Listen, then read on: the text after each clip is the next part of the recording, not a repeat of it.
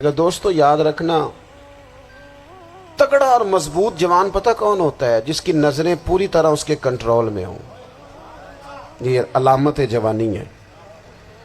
جس آدمی کا پوری طرح، دو لوگ دنیا میں کبھی کوئی کارنامہ سر انجام نہیں دے سکتے، ایک جو حرام کھاتا ہو، ایک جس کی نظر ناپاک ہو۔ محمد بن قاسم جب یہاں آئے تھے نا، تو ایک دن بڑے پریشان تھے، تو ایک بزرگ کہنے لگے آپ کیوں پریشان ہیں؟ کہنے لگے راجہ دہر سے مقابلہ ہے اور ہماری فوج تو سندھ کے رستے بھی نہیں جانتی، زبان بھی نہیں جانتی، لڑیں گے کیسے؟ دو چار دن کے بعد ان بزرگوں کی دوبارہ محمد بن قاسم سے ملاقات ہوئی تو بڑے خوش تھے۔ کہا اب آپ کیوں خوش ہیں؟ کہنے لگے وہ میرا مقابلہ نہیں کر سکتا، میں نے تحقیق کر لی ہے۔ کہا کیوں؟ کہنے لگے نظر کا گندہ ہے، اور جو نظر کے گندے ہوتے ہیں وہ میدانوں میں ٹھہرا نہیں کرتے۔ میدان کے لیے نکلنے کے لیے پاک جوانی کی ضرورت ہوتی، تطہیر مزاج ہونا ضروری ہوتا ہے، پاکیزہ افکار اور سچی اور سچی ستھری سوچوں کا ہونا ضروری ہوتا ہے۔ اس لیے فرمایا کہ میرا مقابلہ نہیں کر سکتا۔ حضرت عبداللہ ابن حذافہ کمرے میں تھے، تو وزیر کی بیٹی اندر سجی سنوری پہنچ گئی۔ جیسے ہی آپ نے اس کفر کی چال کو دیکھا تو تیمم کر کے نفل شروع کیے۔ وہ ساری رات بیٹھی رہی، رب کا بندہ ساری رات عبادت کرتا رہا۔ عبادت بڑا سہارا ہے، مصلی بڑا سہارا ہے اللہ کے بندوں۔ صبح دروازہ کھولا، وزیر نے اپنی بچی سے پوچھنا چاہتا تھا رزلٹ کیا نکلا، تو وہ کہنے لگی پیچھے ہٹ جا، اب تیرا میرا تعلق کوئی نہیں، میں نے نبی پاک کا کلمہ پڑھ لیا۔ اس نے کہا میں نے بھی زمانہ دیکھا ہے، پر یہ کیا لوگ ہیں، کستوری کے بنے ہوئے، سندل سے دھلے ہوئے، کہ میں ساری رات کمرے میں رہی اور 100 اور 1000 آدمی جس جوان کا مقابلہ نہ کر سکے، اتنا طاقتور جوان کمرے میں رہا اور اسے نظر اٹھا کے نہ دیکھا۔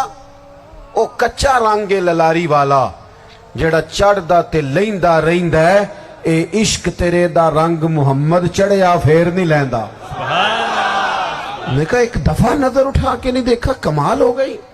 اتنے بڑے لوگ، اتنی بڑی سعادت مندی، فیروز بختی، معاملہ فہمی حد ہو گئی۔ اللہ اکبر۔ دوستو بادشاہ جب پوری طرح ہار گیا نا، اس نے کہا مار دو۔ تیل گرم کیا ایک کڑاہی میں، اور جب آپ کو اس میں ڈالنے لگے تو آپ کی آنکھوں میں آنسو آ گئے۔ بادشاہ کا خیال ہوا شاید نرم ہو گئے ہیں، کہنے لگا روئے کیوں؟ فرمانے لگے سوچتا ہوں جان ہی ایک ہے، کتنا مزہ ہے اس کی راہ میں جان دینے کا، کتنی لذت ہے اس کے نام پر مرنے میں، کتنا لطف ہے۔ جے تو چڑھیا اتے دار بھی نہیں، تے جے تو وکیا عشق بازار بھی نہیں، تے ایڈا سستا سودا پیار بھی نہیں، تے ایڈا سستا لبدا یار بھی نہیں۔ کئی جنگل گانے پیندے نہیں، کئی دوزخ لنگنے پیندے نہیں، جے وہ اس ملوں بھی مل جاوے، ایدوں سستا ہور بپار بھی نہیں۔ تے کچھ سمجھ نہ آوے لوکاں نوں وہ کادے نال شہید کرے، ڈٹھی یار دے ہاتھ تلوار بھی نہیں، پر او دا خالی جاندہ وار بھی نہیں۔ کہنے لگے ایک جان ہے نا، تو دل کرتا ہے ہزاروں ہوتی تو ایک ایک کر کے محبوب کے نام پہ قربان کرتا، جب میرے پاس ہے ہی ایک، کروں کیا؟ حضرت عبداللہ ابن حذافہ رضی اللہ تعالیٰ عنہ جب روئے اور بادشاہ نے یہ بات سنی، تو بادشاہ اٹھ کے کھڑا ہو گیا، سارے وزیروں مشیروں کو کہنے لگا تم نے کہا تھا نا بندہ ضائع کرنے والا نہیں، یہ بھی ضائع کرنے والا نہیں۔ کہنے لگا میرا ماتھا چومو، تم جیسے لوگوں کو قتل نہیں کرنا چاہیے، آزاد کرنا چاہیے۔ عزیز اپنی زندگی سے نا یہ بہت زیادہ ہرس، ہوس، طمع، اور یہ کسی بات کی بھی ہو، ہرس صرف پیسوں کی نہیں ہوتی ہے، شہرت کی بھی ہوتی ہے، یہ بیماری انسان کو اقتدار کی بھی ہوتی ہے، تعریف کی بھی بیماری ہوتی ہے، یہ سارے نقص ہوتے ہیں لوگوں کو، اور معاذ اللہ بعض جبوں کبوں کے اندر بھی ہوتے ہیں، وہاں بھی پنپتے ہیں۔ اپنی زندگی جب تک اس سادگی میں نہیں لاؤ گے جو رسول پاک نے عطا فرمائی ہے، جب لوگ آسانیوں میں پوری طرح الجھ گئے تو پھر وہ دور ہوئے اور کفر چڑھ گیا۔ دوسری بات، اللہ کے محبوب صلی اللہ تعالی علیہ وسلم کی محبت ہم سے تقاضا کرتی ہے کہ ہم اس مشن کے لیے کام کریں جس مشن کے لیے رسول پاک نے کام فرمایا ہے۔ ہم سارے کام بڑے مضبوطی سے، سوچ سمجھ کے، تدبر سے، حکمت سے، تقاضوں کو مد نظر رکھتے ہوئے کرتے ہیں سارے کام۔ دین کے کام میں ہمارا مزاج نہیں ہوتا، او ہو جائے گا جی، آپ بسم اللہ پڑھیں جی، شروع کریں جی۔ آپ تقاضوں کو سمجھیں، چیزوں کو دبائیں نہیں، چیزوں پر غور کریں۔ کسی کے ذہن کی سطح پر سوال ابھرتا ہے، اس کا تسلی بخش جواب دیں۔ اپنی زندگی میں دین کے کام کے لیے اپنے آپ کو وقف کریں، اور دین کے کام کے بہت سارے پہلو ہیں۔ ہزاروں لوگوں کو قرآن پاک ٹھیک پڑھنا نہیں آتا، ہزارہا لوگ ہیں جو قرآن مجید کے مطالب سے آگاہ نہیں ہیں، دین کی بنیادی ضروریات سے لوگ نابلد ہیں۔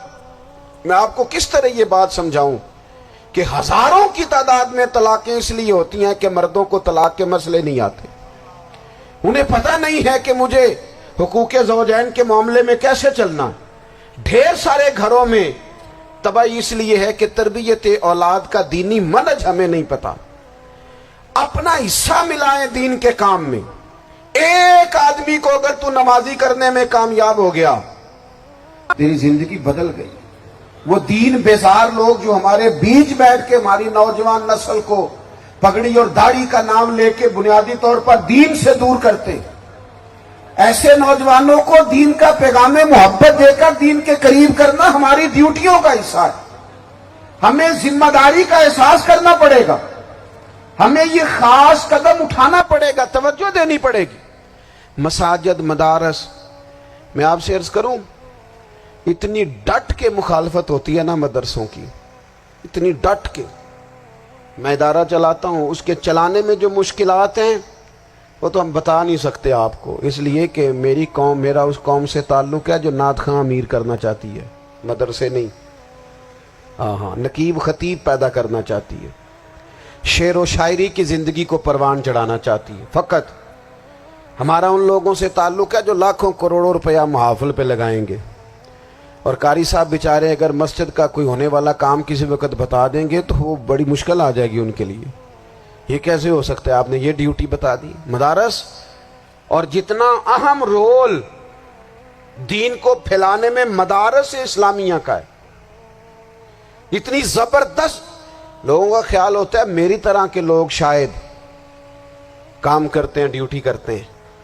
یہ 10-15 لوگ آپ کو نظر آتے ہیں جو آپ کو کہیں میڈیا پر یا ادھر ادھر ڈیوٹی کرتے، مخلص لوگ اپنی جگہ پہ، وہ بھی بڑا ہی کام کر رہے ہیں، جو میڈیا پہ آ کے بھی اخلاص سے اور درد دل سے کو دین کی، ان کی بھی کسی بات کی حوصلہ شکنی نہیں۔ لیکن ہزارہا اساتذہ جو مدارس میں بیٹھ کے پڑھاتے ہیں، جنہوں نے وہ سارے لوگ تیار، آپ سمجھ نہیں سکتے کتنا بڑا کام۔ حفظ کا استاد جو ہوتا ہے نا، اس کی ڈیوٹی 24 گھنٹے ہوتی ہے، فجر سے پہلے، اور اس نے بچوں کو اٹھانا۔ تنخواہ تو ہم انہیں دینا نہیں نہ چاہتے جی، تنخواہ نہیں دے دی انہوں نے، ہمیں مولوی امیر نہ ہو جانا۔ مولوی نو تے سوٹ بھی 27ویں والی رات دے ہے تاکہ کدھر سوان کے عید والے دن پا نہ لوے، چونکہ 27ویں تو بعد تے درزی پھڑتا ہی کوئی نہیں، کیوں حضرت؟ ایسے ہی ہے نا، اس وقت تو نہیں نہ لیتا۔ تو ہم چاہتے ہیں مولوی ہماری مرضی کے ہماری طرح کا سوٹ نہ پہن لے۔ مدارس کی مضبوطی، آپ یہ دیکھ لیں، یہ صلاح الدین ایوبی کا تعلق بھلا کس چیز سے تھا؟